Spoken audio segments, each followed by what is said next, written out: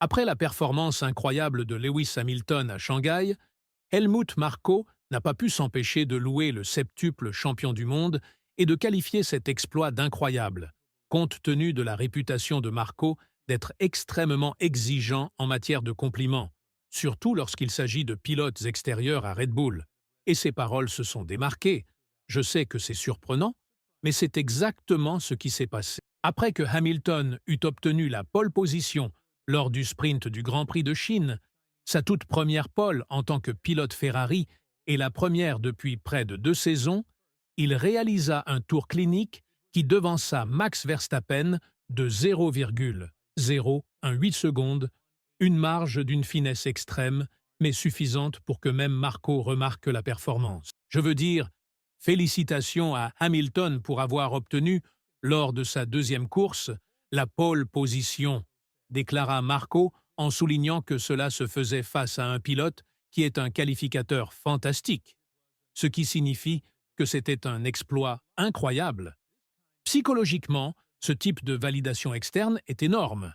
Hamilton avait reçu des critiques de la part des commentateurs et même de ses propres supporters après l'Australie. Mais des moments comme celui-ci réécrivent le récit. Lorsque vos rivaux vous félicitent, cela signifie que votre performance n'a pas seulement répondu aux attentes, elle les a littéralement dépassés. Cependant, il y a plus dans le tour le plus rapide de Hamilton que de simplement obtenir la pole position. Tout d'abord, ce temps autour d'une minute et 30,849 secondes n'était pas seulement rapide, il était historique. Le tour de Hamilton n'a pas seulement devancé Max Verstappen de la plus infime des marges, il a également battu le record du tour précédemment détenu par nul autre que Sebastian Vettel, qu'il avait établi lors des qualifications du Grand Prix de Chine en 2018, alors qu'il pilotait pour Ferrari. Et ce qui est encore plus important, Hamilton a battu le record de Vettel en Ferrari. C'est le genre d'ironie que l'on ne voit pas tous les week-ends en Formule 1. Un septuple champion du monde rejoint l'équipe où Vettel régnait autrefois. Et, dès sa deuxième séance de qualifications avec eux, il réécrit l'histoire de l'équipe. C'est également un moment symbolique important. Vettel est l'une des icônes les plus récentes de Ferrari, ayant failli leur offrir un titre. Et pour Hamilton de porter désormais le rouge et de surpasser le repère de Vettel, cela en dit long non seulement sur la vitesse, mais aussi sur l'héritage. C'est le signe que Hamilton n'est pas là uniquement pour arborer le blason. Il est là pour laisser son empreinte. Et pour être clair, ce n'était pas un tour de chance. Il n'y eut ni drapeau rouge, ni conditions changeantes, ni chaos lié aux pneus, juste une piste propre et sèche et une vitesse pure. Le tour de Hamilton fut clinique, calculé et confiant. C'était le genre de tour que nous avions l'habitude de voir régulièrement de sa part lorsqu'il pilotait autrefois pour Mercedes. Si quelqu'un doutait qu'il possédait encore cette étincelle, cette performance a apporté la réponse en atteignant 330 km/h. La Formule 1 est tout simplement amusante de cette manière. Si, il y a 2 semaines, on m'avait dit que Lewis Hamilton passerait d'un pilote jugé irritable au volant de la radio à celui qui rirait des côtes de San Diego avec son nouvel ingénieur, j'aurais demandé dans quelle chronologie alternative nous vivions. Mais nous y voilà après le Grand Prix d'Australie. Les critiques se sont montrés virulents, avec Martin Brundle en tête, car il n'avait pas été impressionné par le ton de Hamilton au micro, le qualifiant d'irritable et remettant en question si le septuple champion devenait trop impatient avec son nouvel ingénieur, Riccardo Adami. Je comprends. Hamilton semblait en effet frustré à Melbourne, mais qui ne le serait pas lorsqu'on est coincé sous la pluie avec les mauvais pneus et que sa nouvelle équipe n'arrête pas de parler dans un virage. Néanmoins, le récit fut bref et implacable. Hamilton ne s'adaptera pas à Ferrari. Il n'a pas la patience, il n'est pas un joueur d'équipe. Avançant jusqu'à Shanghai, l'ambiance au micro était uniquement positive. Après avoir franchi la ligne d'arrivée en pole, Hamilton demanda d'un ton froid « Où en sommes-nous » et Adami répondit sans perdre une seconde « Allez », ce qui est apparemment leur code interne pour désigner la pole position. Ce n'est pas de l'irritabilité, c'est de la chimie. Et en Formule 1, la chimie compte. La psychologie ici est fascinante. Dans des environnements à haut stress, que ce soit dans une voiture de course ou dans une salle de réunion, la confiance entre les membres de l'équipe influence directement la performance. Lorsque l'on sait que la personne à l'autre bout du micro est là pour vous soutenir, on conduit différemment, on prend plus de risques, on se concentre davantage sur l'exécution et moins sur le fait de trop réfléchir, et soyons honnêtes, j'ai vu Ferrari commettre plus d'erreurs stratégiques que je n'ai entendu Hamilton rire au micro de l'équipe. Mais cette fois, tout s'est parfaitement enchaîné. La préparation était précise, la communication fluide, et Hamilton ressemblait à un pilote qui avait enfin trouvé son rythme en rouge. Pour les critiques qui pensaient qu'il ne s'adapterait pas, il ne s'est pas contenté de s'adapter. Il donne le ton. Tandis que tous les regards étaient tournés vers le tour en pole de Hamilton, Charles Leclerc a discrètement réalisé une performance d'une solidité exemplaire pour décrocher la 4e position. Ce n'était pas tape à l'œil, mais c'était exactement ce dont Ferrari avait besoin. Constant, précis et fiable. Il s'est positionné juste derrière Oscar Piastri et est resté bien en vue des leaders dans une saison où chaque dixième de seconde compte et où les marges sont d'une finesse extrême. Le calme de Leclerc sous pression se révèle être un atout inestimable. Après Melbourne, Ferrari n'avait pas besoin de réinventer la roue. Il suffisait de ne pas gâcher les bases. Et à Shanghai, ils ont fait exactement cela, sans stratégie trop compliquée et sans communication micro-mystérieuse. Les deux pilotes ont réalisé des tours impeccables lors des qualifications.